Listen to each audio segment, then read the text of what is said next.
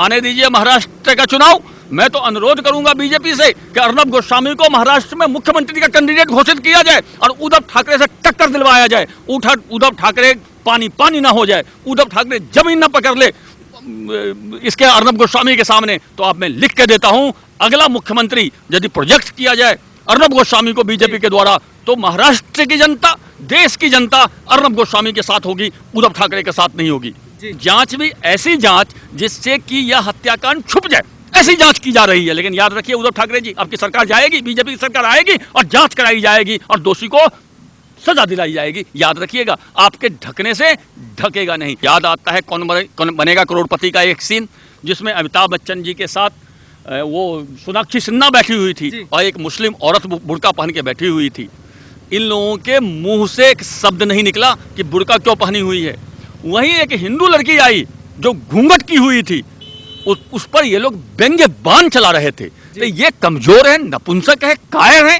ये मुस्लिमों के विरुद्ध बोलने की इनकी हिम्मत नहीं है। हिंदुओं के विरुद्ध इन लोगों से जो बुलवा लीजिए वो बोलने के लिए तैयार रहते हैं। अभी तक बीजेपी के साथ जब तक थी शिवसेना, तब तक हिंदुत्व की पुरोधा थी, हिंदुत्व की पक्षकार थी। लेकिन अब सोनिया सेना के साथ आ गई है, तो वो हिंदू को बेइज्जती करना और मुस्लिमों को तुष्टीकरण करना उसके नीति में शामिल हो गया है। लेकिन उनको आंख नहीं खुल रहा है।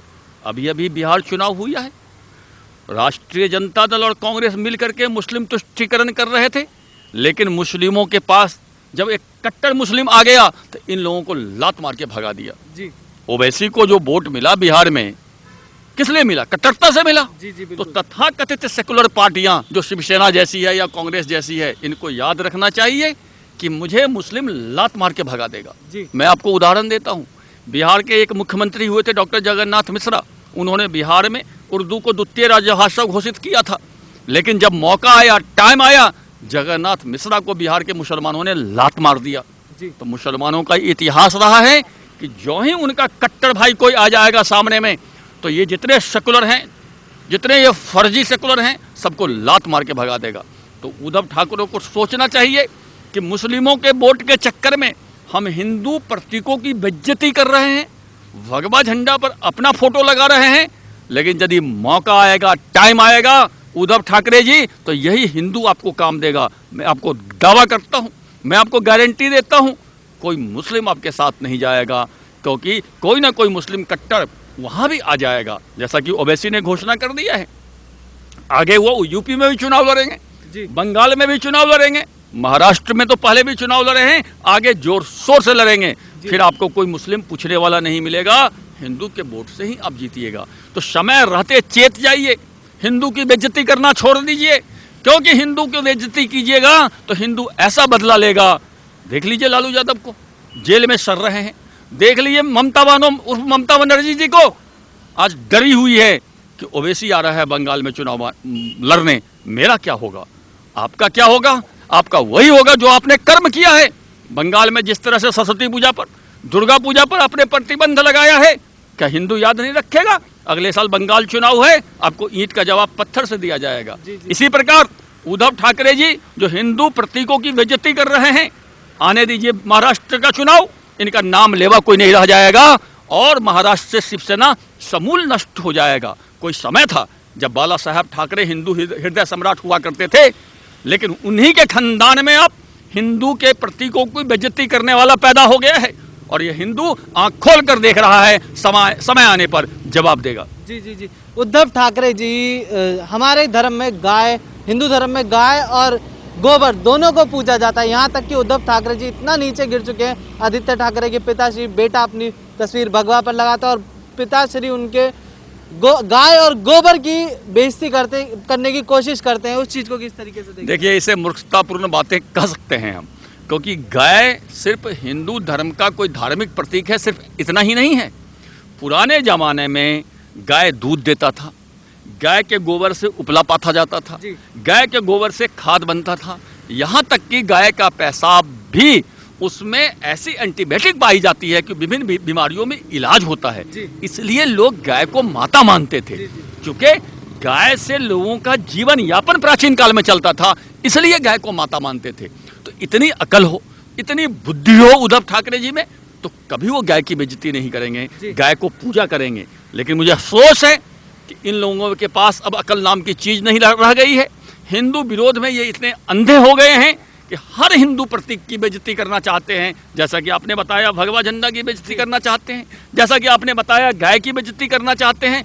यदि गाय का महत्व इन्हें पता होता कि गाय कितना भारतीय जीवन में महत्वपूर्ण स्थान रखता है, जी दूध देता है, गोबर देता है, जलावन देता है, खाद देता है, दवा देता है, तो कभी बेइज्जती नहीं करते। तो इतनी अकल इनके पास होनी चाहिए। मुझे अफसोस है कि बाला साहब ठाकरे के जो वंशज हैं वो अक्लमंद अब नहीं रह गए हैं, बेअकल हो गए हैं। और बेअकल होने के बाद वो गलत गलत काम कर रहे हैं, हिंदू विरोध के भावना से ग्रसित हो गए हैं, जिसकी सजा इन्हें जरूर मिलेगी आने वाले समय में। सर, देखा गया है कि दिशा सालियान के साथ आदित्य ठाकरे का नाम जो उठ के आया था कि आदित्य ठाकरे उनके साथ थे या उन्होंने उसके साथ कुछ गलत किया है, पर मुंबई पुलिस ने उस पर कोई कार्रवाई नहीं करी, उस पर कोई छानबीन नहीं करी। और दूसरी तरफ अर्नब, जिसने सच के लिए आवाज़ उठाई, उस पर मुंबई पुलिस कभी फेक टीआरपी केस करने की कोशिश करती है, कभी ज़बरदस्ती 2 साल पुराने केस में उठाकर लेके चली जाती है। देखिए, आपके प्रश्न के 2 हिस्से हैं। पहले बात तो आप अर्नब गोस्वामी की बात करिए। मैंने पहले भी बताया था कि अर्नब गोस्वामी है नाम समय का, करवट का अंगराई का, भूचाल बवंडर के ख्वाबों से भरी हुई तरुणाई का। अर्नब गोस्वामी एक पत्रकार थे जी।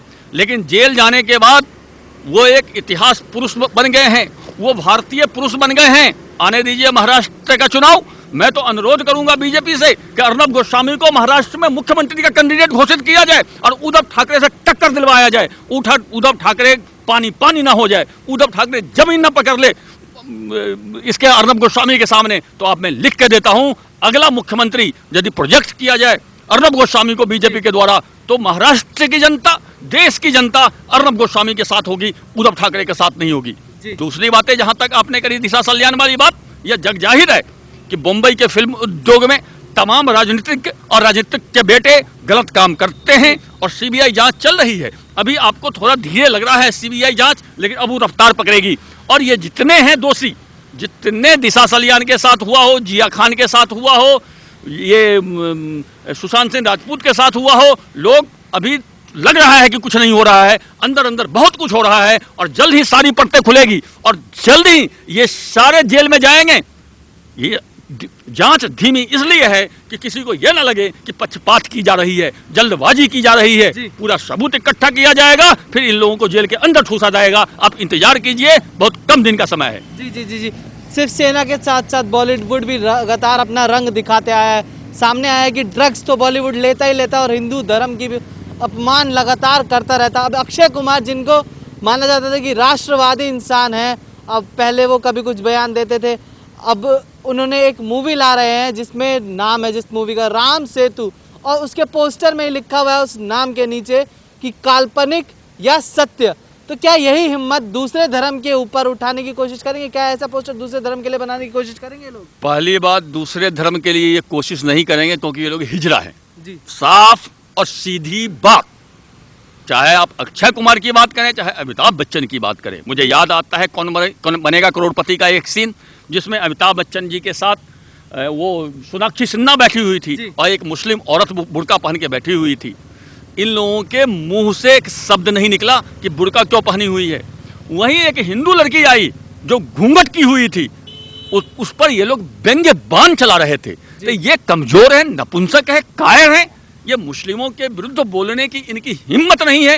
हिंदुओं के विरुद्ध इन लोगों से जो बुलवा लीजिए वो बोलने के लिए तैयार रहते हैं। तो मैं कायर और नपुंसक आदमी, चाहे वो अमिताभ बच्चन हो, चाहे अक्षय कुमार हो, इसकी कोई बात करता नहीं। और फिल्म उद्योग में यह एक फैशन है कि हिंदू विरोध की फिल्में बनाओ। जैसे कि कुछ अंग्रेजी लेखक भारत के विरुद्ध लिख के भारत के गरीबी को ज्यादा हवा में उछाल करके विदेश में पुस्तक छपवाते हैं, पुरस्कार पाते हैं। एक्चुअली वो पुरस्कार उनको भारत विरोध के लिए मिलता है, भारत की बेइज्जती करने के लिए मिलता है। इसी प्रकार फिल्म उद्योग में एक गैंग है जो भारत विरोध की फिल्म बनाता है, हिंदू विरोध की फिल्म बनाता है, क्योंकि इनका जो फंडिंग होता है, जो इनको पैसा देता है, फाइनेंस करता है, वो इनको मजबूर करता है कि आप इस तरह से फिल्म बनाओ, हिंदू को नीचा दिखाओ, भारत देश को नीचा दिखाओ, और ये उसी परिपाटी पर चल रहे हैं। इसीलिए मैं धन्यवाद देता हूं उत्तर प्रदेश के मुख्यमंत्री योगी आदित्यनाथ जी को, जिन्होंने जेवर के पास नोएडा में फिल्म सिटी बनाने की घोषणा की जी। है, और मुझे उम्मीद है कि बहुत जल्दी यहाँ फिल्म सिटी बन जाएगी। लेकिन एक बात आप याद रखिएगा, इन्हें लगता है कि देश की जनता कुछ नहीं जानती है, देश की जनता कुछ नहीं समझती है। देश की जनता सब समझती है। देश की जनता इन लोगों की चालाबाजियों को समझ रही है। यही कारण है कि जब अर्नब गोस्वामी जेल से निकला तो दसियों हजार लोगों का भीड़ था वहां पे, और क्या नारा लग रहा था, ऐ दीवाने कहां से निकले जेल से, जेल से, ऐ दीवाने कहां से निकले जेल से, जेल से। जनता के दिल में तो आग लगी हुई है।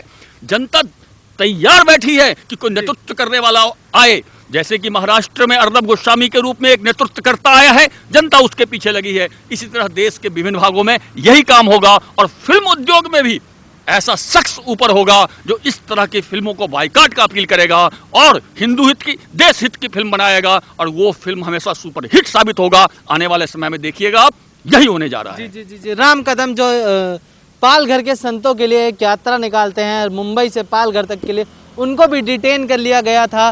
तो आखिर क्या हो गया है महाराष्ट्र में, क्या हो रहा है महाराष्ट्र में कि कोई सच के लिए भी आवाज़ नहीं उठा सकता? कोई उठाता है सच के लिए आवाज़ तो उसकी आवाज़ दबाने की इस तरीके से कोशिश करी जा रही है, उसको डराया धमकाया जा रहा है, जैसे कि अर्नब ने भी बताया था।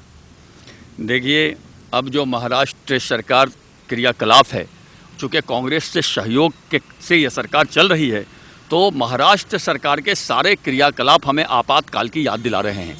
क्योंकि कांग्रेस के डीएनए में तानाशाही है, और वही तानाशाही इन्होंने उद्धव ठाकरे को दे दी है।